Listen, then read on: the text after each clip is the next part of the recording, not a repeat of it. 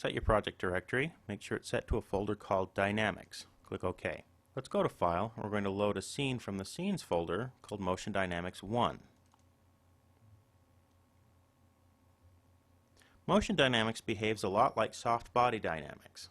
Soft body dynamics works on meshes only. Motion dynamics works on objects only.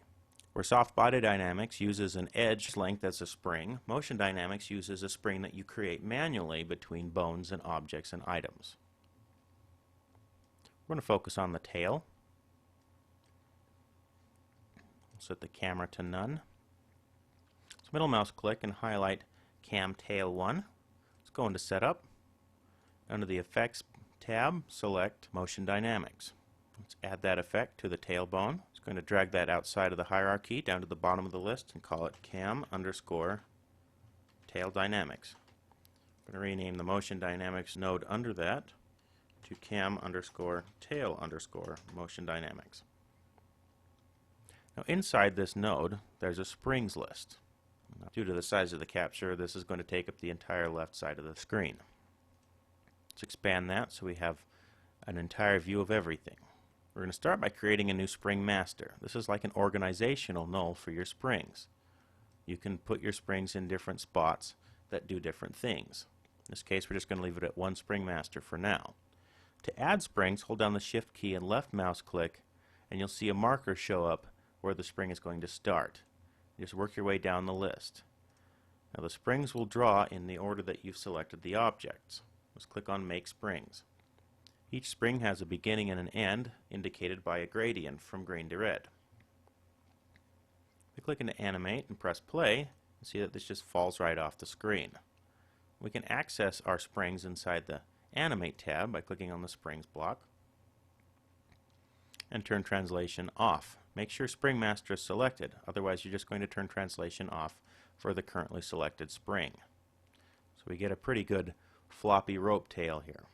We can change our global weight down so it's a little more controlled.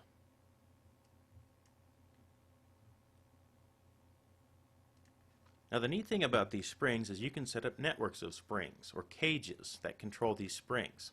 Each spring has a little give to it. If you select each of these springs, they can stretch a little bit more than themselves and they can compress a little bit more. So they behave like a rod that you can push and pull things around with, kind of like puppet strings.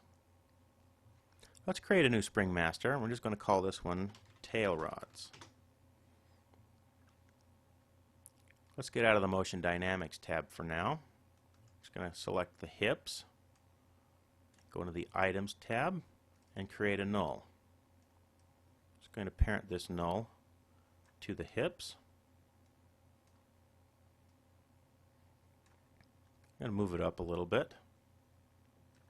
We're going to call this null Cam_Tail Spring Attach. Just going to multiply that with the multiply key on the keypad. We're going to call this one Attach R for right side. Let's drag that down to the bottom, about equal length from the tail. Go to a front, we'll just move this to the left. That's the right side.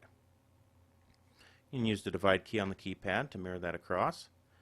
And call this tail spring attach L for the left side.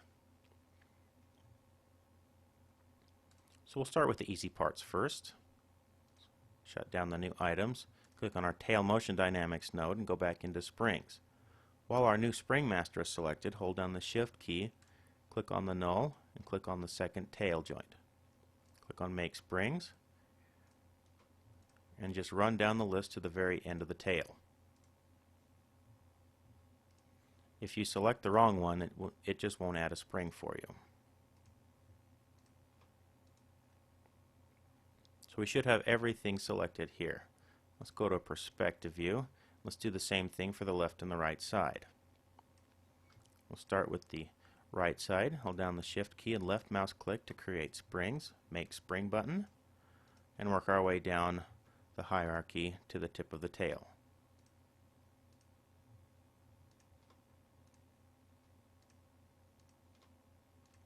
Do the same thing for the left side. Shift select, left mouse click, and then the Make Springs button.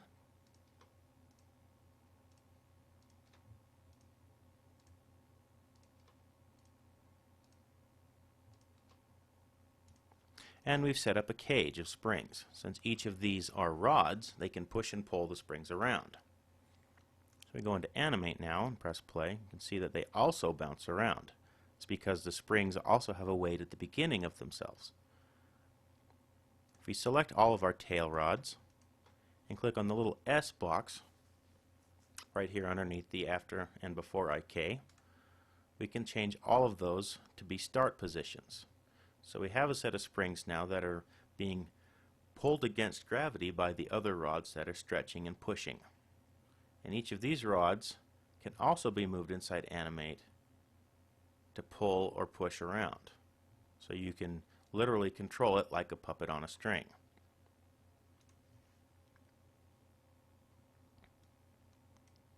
I'll go back into the Motion Dynamics. Let's go back into the main tab here, and you'll see a pretty familiar set of controls. These are the same ones that are inside the soft body dynamics. Our stretch corrections, our time subsamples, the weight, the damping, and the fluid density. Everything else here you can apply our soft body dynamics lesson to can be found inside here. So we need to set the stretch corrections to 5, the time subsamples to 5. So it vibrates faster. We'll set our damping to 4, so it resists a lot more. And we have a pretty good stiff spring that moves.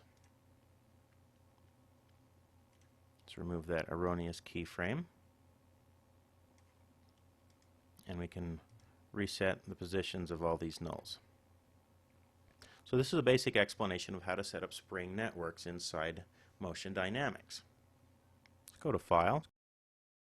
We're going to save this scene as MotionDynamics2.fxs.